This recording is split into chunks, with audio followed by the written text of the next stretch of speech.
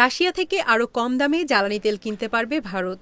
চলতি সেপ্টেম্বর ও আগামী মাস অর্থাৎ অক্টোবর থেকে প্রতিটি কার্গোতে ব্যারেল প্রতি $3 থেকে $4 কম দামে রুশ এই উরাল গ্রেড তেল কিনতে পারবে দেশটি। ব্লুমবার্গের এক প্রতিবেদনের বরাতে মঙ্গলবার ভারতীয় সংবাদ মাধ্যম এনডিটিভি এই তথ্য জানিয়েছে। রাশিয়ার তেল কেনা এবং ইউক্রেন যুদ্ধে ইন্ধন যোগানোর অভিযোগ এনে ভারতের শুল্ক দ্বিগুণ করে 50% উন্নীত করেছে মার্কিন প্রেসিডেন্ট ডোনাল্ড ট্রাম্পের প্রশাসন। 2022 সালে রাশিয়া ইউক্রেন যুদ্ধের শুরুতে দিল্লি রাশিয়ার অপরিশোধিত তেলের একটি প্রধান আমদানিকারক হয়ে ওঠে। এখন ওয়াশিংটনের বারবার সমালোচনার পর মস্কো ও বেইজিংয়ের আরও ঘনিষ্ঠ হয়েছে দিল্লি। চীনে অনুষ্ঠিত হচ্ছে সাংহাই কোঅপারেশন অর্গানাইজেশন SCO সম্মেলন।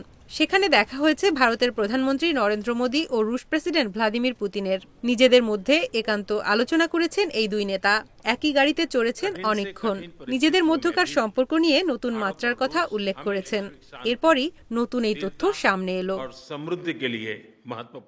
এ বিষয়ে হোয়াইট হাউসের উপদেষ্টা পিটার নাভারো বলেন, ইউক্রেনে হামলা চালানোর আগে কিন্তু ভারত রাশিয়ার কাছ থেকে এত বেশি তেল কিনত না। এরপর কি হলো?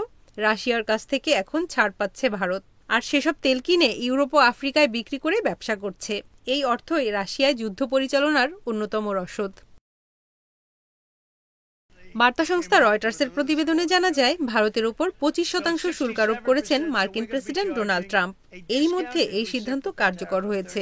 এছাড়া রাশিয়ার কাছ থেকে তেল কেনার কারণে ভারতের উপর অতিরিক্ত আরও 25% শুল্ক আরোপ করেন তিনি।